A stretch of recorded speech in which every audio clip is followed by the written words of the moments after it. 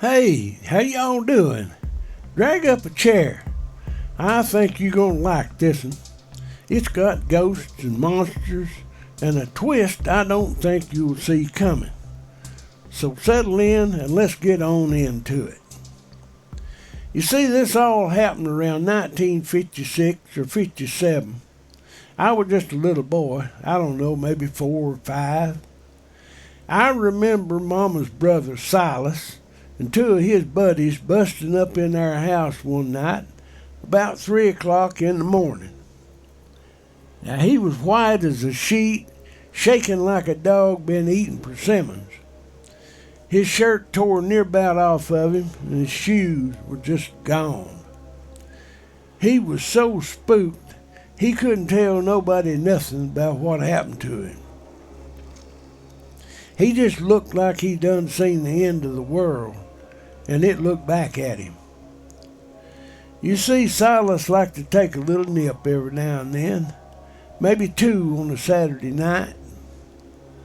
When Silas got his head down in that jug of liquid corn, he most time took to enjoying the scrap that always come after.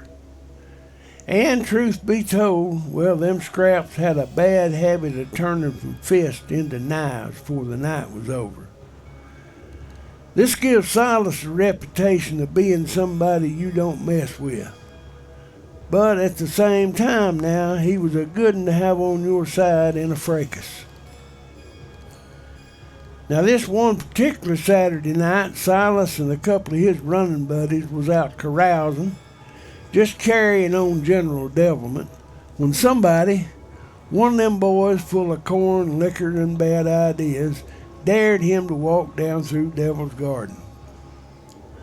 Now, if you ain't never heard of Devil's Garden, well, let me tell you, that ain't no picnic grove. It's a growed up dark stretch of road right out there past the old sap place, all twisted up with vines and shadows. Between 2 hollers, looked like they ain't never seen the sun. Folks said if you walked down through there after midnight, you'd meet the devil himself. And Silas, well, his head was just far enough down in that jug he didn't even think. He just laughed, tipped his hat, and went marching straight on into that thicket like he owned the place. According to his buddies, Silas was in that place nigh on about 3 hours before he finally come back out, and he just wasn't the same. 3 hours on a pocket watch, but the garden done took nearly a year out of him. Time don't tick the same in that place. He couldn't talk, couldn't even stand right. His buddies half drug, half carried him to our house, banging on the door till Mama finally got up and let him in. Took him till daylight to get a word out of him. Even then it wasn't no full story, just bits and pieces, half whispers and trembling lips. He mumbled something about eyes glowing in the dark. Said the air in there turned cold, thick like smoke. He swore he heard laughing, low, cruel, circling round him, but he couldn't see a soul. Then he said hands, cold rough hands come out of them vines, tore his shirt to shreds, pulled the shoes clean off his feet. And just when he thought he wasn't never going to get loose, something whispered in his ear, "You belong to me now, boy." And that's when he blacked out. Mama said he near about tore his hair out trying to claw that whisper out of his head. Now this part I had to ask Daddy about a few years later. Daddy told me it was several weeks before they could start getting anything solid about what happened to Silas. When Silas went down into the garden, he was dressed sharp for Saturday night. Clean shaved, doused in lilac water, strutting in his best Sunday go-to-meeting clothes. But when he come back out 3 hours later, he looked like he'd been gone a year. Hair slammed down to his shoulders, beard nearly a half a foot long, clothes filthy like they'd been drugged behind a mule plowing up a cornfield. His shirt and breeches hung off of him in ragged strips, looking like a haymower done chewed clean through. Silas looked like he shed 30 pounds in them few hours. His face was holler, skin drawed tight against sharp cheekbones, eyes sunk so deep they looked like shadows. You could count near about every rib poking through his chest. His arms and back was carved up with cuts and scars, some fresh, some old. And if you look real close, you see one scar in particular starting right at the base of his skull and running clear to the crown of his head. The ugly, mean scar, the kind that never tells where it comes from. And maybe you don't want to know. Now, what Silas finally got out in them stumbling words was worse than any man ought to carry. He said he woke up in a place that wasn't here, but it wasn't down yonder neither. It was like the world had split open and he done fell down between the cracks. Said it was full of lost souls, folks that died but couldn't rightly move on. Not good enough for heaven, not rotten enough for hell either, just wandering in circles, moaning like the wind through dead branches. And it wasn't just people neither. He said there were things lurking in there, monsters born out of violence and bad ends, beasts that never let go of their rage. Silas claimed he made himself 2 allies in that place. And I gotta say, now, this is where Daddy and Mama started to think that Silas might either be drunk or playing some kind of trick on him. But they went along with it anyway because he was so deadly serious about the way he told it. The first fella he took up with was Austin, a vampire of all things. Fella claimed he lived near about 300 years till he made the mistake of falling for a girl and trusting her with his secret. Turns out her family had started suspecting something was off about Austin, and she was the bait to get next to him and find out everything she could about him. See if maybe he was behind all the young women round there that was showing up with strange bite marks and no memory of how they got 'em. Folks in them little villages back in the 1700s was mostly ignorant, uneducated lot, and the superstitions run high. Somebody called attention to the fact that nobody had ever seen Austin during the daytime.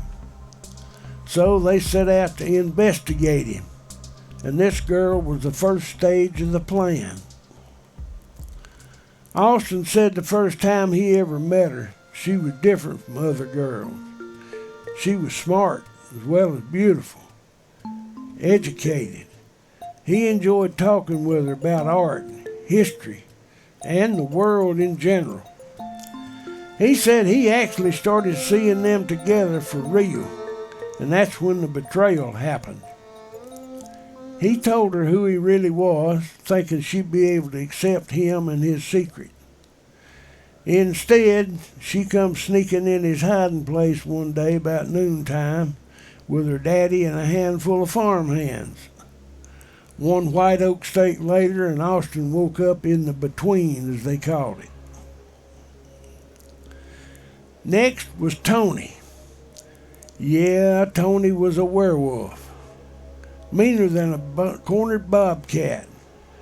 Now, he never told his story, just that folks finally run him to ground right there where Tennessee, Virginia, and North Carolina all knot together up in the mountains. Silver bullets ended his run, and he opened his eyes in that same twilight world. Now them three, Silas, Austin, and Tony, They had themselves an uneasy truce. Maybe it was respect, maybe just plain survival. But together they fought off whatever come crawling, back to back like soldiers in a war that never ended.